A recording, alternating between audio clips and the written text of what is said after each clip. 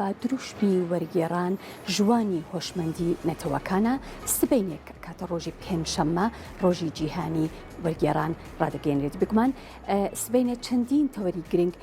پێشکەشکرێت و لەو تەوەرانە لەوانە گرنگی وەرگێران و هەروەها ئاستەرنیگەکانی بەردەم وەرگێر و وەرگێران و هەروەها وەرگێرانی تێکست بکردداری لەلایەن چەند پانێلستێکەوە ئامادەکراون بگومان قسەی زیاتر لەسەر ئەم بابەتاکەین ئێستا قسە لەگەڵ شەیما وەسیم یەکێک لە ڕێکخرانی چالاكیەکانی ڕۆژی جیهانی وەرگێرانەکەم کە لەڕێی تەلەفۆنەوە لەگەڵمانە شەیما خان سڵاوت لێبێ و ئەم کاتت باش. سڵاو لە جەنابێت دەستخۆشی بۆ کەناڵی کورسات کە بەردەوام پاڵپشت و هاوکاری هەموو چالاکی ئەدەبی هونەرەکانە لە سلێمانی. سپاس بۆ تۆ شەیما خان ئەو چالاکیانە چین کە سبەینێ لە ڕۆژی وەرگێراندا ئێوە ڕێکتان خستون و با بڵێن پلانی سبەینێتان چییە؟ بەڵێ ئێمە وەکو ئۆفیسی ئەدەبی یونسکۆ لە سیویەکی دەی 2009 بە فەرمی لەلایەن یونسکۆوە سلێمانی ئەم نازناوەی پێبەش ماخشراو بۆ یەکێک لە 39 شارە داهێنەرەکە لە بواری ئەدەب بە بەشداری پارێزگای سلێمانی و هەروە وەزارەتی ڕۆشنبیری و داوان بە ڕۆبەرایەتی گشتی ڕۆشنبیری و هونەری سلێمانی بەشی پایتەختی ڕۆشنبیری لەگەڵ برێتش کانسڵ و گروپی کەشکۆڵ لە زانکۆی ئەمریکی بینێ مەراسیمی ڕۆژی جیهانی وەرگێڕانەکەین کە بە دروشمی وەرگێڕان ژوانی خۆشمەندی نێوان نەتەوەکانە. زۆر باشە چالاکیەکانی سبەینێتان چییە؟ لەلایەن چەند کەسێکەوە چەند پانێڵێکی گرنگ ڕێکخراوە پانێڵەکان چین و ئامانج لە سازکردنی ئەو چالاکیانی سبەینێ چییە؟ بەڵێ ئێمە ساڵی پارمانگینۆ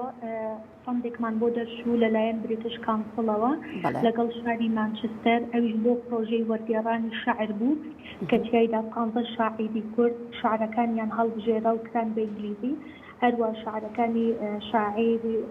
شاعرەکانی ئینگلیزی دواتە شاری مانچستەر ئەوانیش بە هەمان شێوە شاعرەکانیان کرا بە کوردی کە ئەمە لە دیوانێکی ئۆنلاین نابوو واتە ئیبوک بوو کە بەیانی عەرز دەکرێ بەڵام ئێمە خۆشبەختانە لەسەر ئەرکی پەڕێز پارێزگاری سلێمانی سبەینێ لە مەراسیمەکە کردومانە بە کتێب و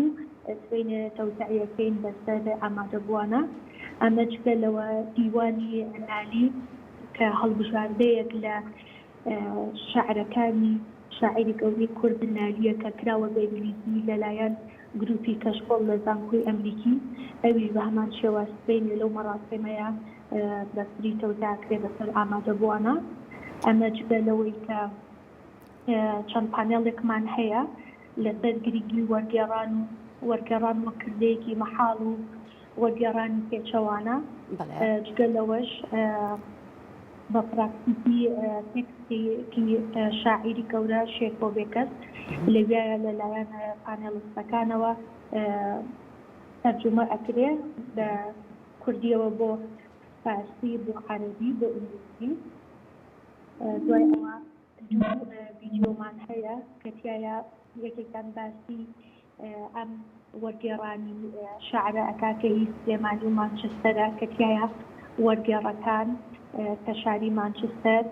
شاری سلێمانی کە بەشداریان کرۆ باسی پرۆسەکەکەن بەڕاستی وەک ئاماژەم پێ ماوەی ساڵێک ئێمە خەریکی ئەم پرۆسەیە بوون کە تیایە لیژنەیەکی ئەکادیمی وردی لە مامۆستای زانکۆن کە دکتۆرایان هەیە لە ئەدەبی کوردی ئەوان شاعیرەکانیان هەڵبژاردووە کە لە شاعیری کلاسیک و مۆدێرن پێک هاتووە بە هەمان شێوە شاعیر ئینگلیزەکان و ئەوە باسی ئەو پرۆسەیەکەن جگەلەوە ڤیدیۆیەکی بەڕێوەبەری گروپی کەشکۆڵ خاتماری لابرۆس کە باسی پرۆسەی وەرگێڕانی دیوانی نالی دەکات. زۆر باشە شەیما خان وەک ئەزانین وەرگێڕان بۆ شعر پێویستی بە شارەزایی و بە توانایەکی لە ڕاددە بە دەری زمانەوانی هەیە وەرگێڕانی شعری شاعیرە گەورەکانی کورد لەلایەن ئەو کەسانە کە ئامادەکراون هیچ پێداچوونەوەی بۆ کراوە یاخود لەلایەن لیژنێکی پسپۆرەوە بینراوە یاخود سبەینێ شیکردنەوە لێکۆڵینەوە لەسەر ئەو کاران دەکرێت. بەڵێ بە ئەکیدی لیژنەکان زۆر بە وردی و وریاییەوە هەڵبژێدراون ئەو کەسانەی کە شعرەکانیان وەرگێڕاوە خۆیان لە بوارەکەیان و خۆیان کەسانی ئەکادیمین و خۆیان شاعرن و خۆیان زمانزانێکی زۆر باشن بەڕاستی ئیشیان کردووە لەسەر تێکستە کلاسیکەکان و مۆدێرنیش و هەمان شێوە هەر هەمان ستاف بوون کە ئەوەنە ستافەکەمان بەقوت بووە لە شاری مانچستەر داوای کردووە هەر هەمان ستاف ئیشەکانی ئەوانی سکا و شاعرەکانی ئەوانی ژوەر بگێڕێ. زۆر باشە شەیما خان ئەگەر ئاماژە بە کات و شوێنی چالاکیەکە بدەی بۆ سبەینێ. بەڵێ سبەینێ سەعاتدا لە هۆڵی چێوار لە سەلاری هونەر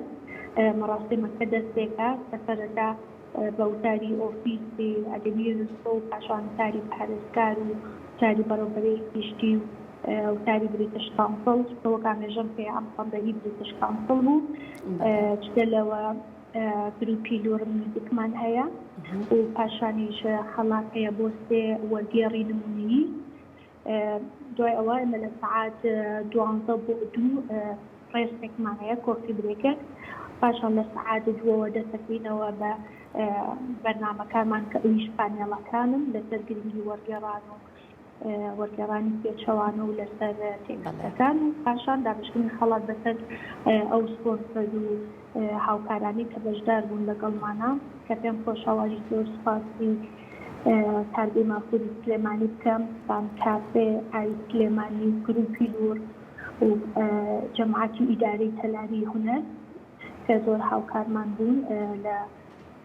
بەڕێوەبردن و ئامادەکردی ئەم فێستیڤالە بۆ بەیانی مەراسیم ڕۆژی جیهانی وەرگێران.